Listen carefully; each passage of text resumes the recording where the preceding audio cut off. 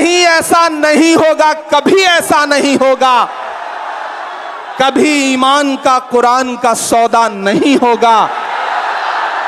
बिहार वालों बताना, दिल्ली तक अपनी आवाज पहुंचाना कि नहीं ऐसा नहीं होगा, कभी ऐसा नहीं होगा, कभी ईमान का कुरान का सौदा नहीं होगा। हमें तुम कत्ल कर दो शौक से मंजूर है, लेकिन शरीयत के किसी मुद्दे पे समझौता नहीं होगा। हम ही को कातिल कहेगी दुनिया, हमारा ही कत्लेआम होगा। हम ही को कातिल कहेगी दुनिया, हमारा ही कत्लेआम होगा। हम ही कुएं खोदते फिरेंगे, हम ही पे पानी हराम होगा। हमारे आबाओ अजदाद की दान की हुई जमीनें दिल्ली में बैठी हुई सरकार, दिल्ली का हाकिम लूट करके अपने धन्ना सेठ दोस्तों को देना चाहता है। मेरी आंखों के सामने हजारों की तादाद में, लाखों की तादाद में, अब थोड़ी देर आप लोग बैठ जाएं, जितना इंतजाम आपने कर लिया थोड़ी देर बैठ जाएं। मुझे इनसे बात करने, मैं आपसे भी गुजारिश करूंगा थोड़ी देर। ये सैकड़ों किलोमीटर से आए हुए लोग धूप की शिद्दत में खड़े हैं, तो इनकी मौजूदगी को सलाम। मुझे पता है नया पाने की चाहत में पुराना छूट जाता है, नया पाने की चाहत में पुराना छूट जाता है। तुझे अपनाऊं तो मुझसे जमाना रूठ जाता है। मोहब्बत पढ़ने लिखने में बहुत आसान है, लेकिन मोहब्बत को निभाने में पसीना छूट जाता है। इमारत शरिया के एक बुलावे पर पूरे बिहार, पूरे बंगाल, पूरे उड़ीसा, पूरे झारखंड के कोने कोने से आए हुए अपने हमउम्र साथियों को, अपने बुजुर्गों को सलाम करता हूं। अगली थोड़ी देर आपसे मुखातिब रहना चाहता हूं। दिल्ली में बैठी हुई सरकार एक बिल लेकर के आई है, वक्फ अमेंडमेंट एक्ट। हम ही को कातिल कहेगी दुनिया, हमारा ही कत्लेआम होगा। हम ही को कातिल कहेगी दुनिया, हमारा ही कत्लेआम होगा। हम ही कुएं खोदते फिरेंगे, हम ही पे पानी हराम होगा। हमारे आबाओ अजदाद की दान की हुई जमीनें दिल्ली में बैठी हुई सरकार, दिल्ली का हाकिम लूट करके अपने धन्ना सेठ दोस्तों को देना चाहता है। इसलिए यह बिल लेकर के आया गया है। पूरे मुल्क में इस बिल के खिलाफ एहतजाज हो रहा है। देश की पार्लियामेंट में आपने देखा, हम सारे लोगों ने इस बिल के खिलाफ लगातार लड़ाई लड़ी, लेकिन नंबर उनके पास है, इसलिए यह बिल पास हो गया। अब लड़ाई सड़कों पर लड़नी है। देश की माननीय उच्चतम न्यायालय में, सुप्रीम कोर्ट में यह मुकदमा ऑलरेडी पेंडिंग है, और मुझे पूरा यकीन है कि हमारे देश की सुप्रीम कोर्ट इंसाफ जरूर करेगी। महान बादशाह सिकंदर ने जब यूनान फतेह किया तो जीत का जश्न मनाने के लिए वो शहर की सड़कों पर निकला, तो उसने देखा कि पूरा शहर जश्न मना रहा है, लेकिन एक फकीर इंसान सड़क के किनारे बेसुध होकर के सो रहा है। सिकंदर को गुस्सा आया। सिकंदर अपने घोड़े से उतरा और उस सोते हुए फकीर के पास पहुंच करके गुस्से में उसे जोर की एक लात मारी, और लात मार के कहा कि क्यों रे फकीर, मैंने शहर जीत लिया, शहर जश्न मना रहा है और तू सो रहा है। तो उस फकीर ने उन्नीदी आंखों से सिकंदर की तरफ देखा और देख करके कहा कि शहर फतेह करना बादशाहों का काम है, लेकिन लात मारना गधे का काम है।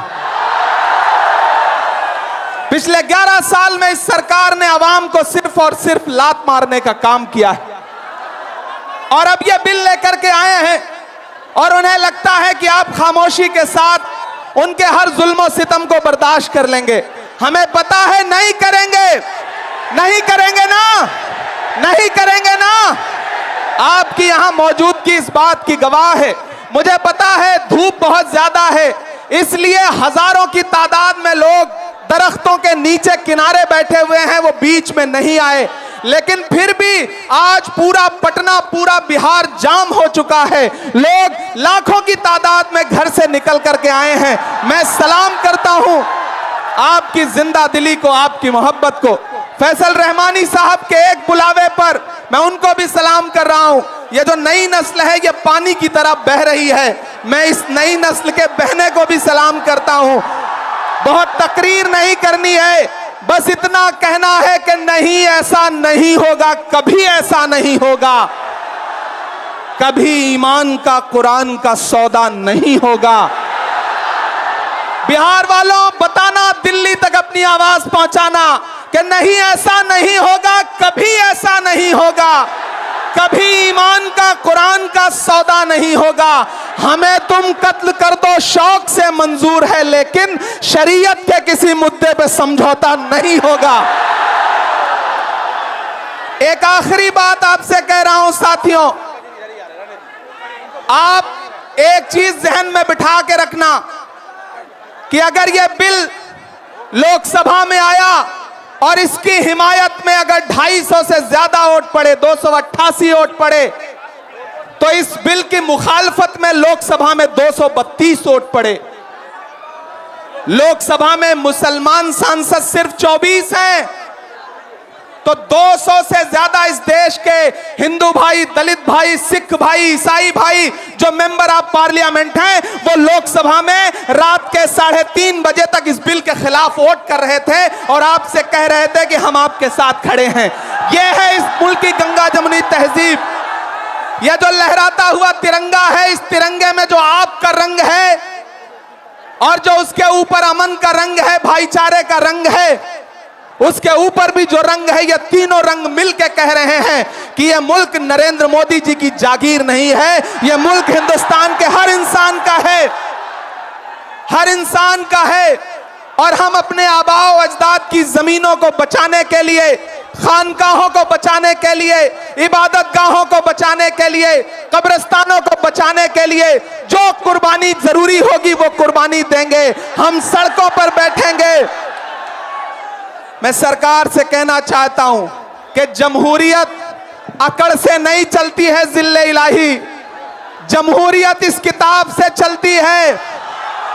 यह जो संविधान है जिसे डॉक्टर बाबा साहब अंबेडकर ने अपने खून पसीने से लिखा था, इस किताब से मुल्क चलेगा, किसी की अकड़ और जिद से नहीं चलेगा। नरेंद्र मोदी जी, आपको यह समझना पड़ेगा कि आप हमारी हिमायत में जो बिल लेके आए हैं, हमें पता है वो हमारी हिमायत नहीं बल्कि हमें बर्बादी का सामान लेकर के आए हैं। आपकी साजिश हम समझते हैं, आपकी मंशा हम समझते हैं और हम इस बिल के खिलाफ खड़े हैं। आज यहाँ पटना के ऐतिहासिक गांधी मैदान में बस इतना कह के जा रहा हूं, वक्त बहुत कम है, बोलने वाले बहुत ज्यादा हैं।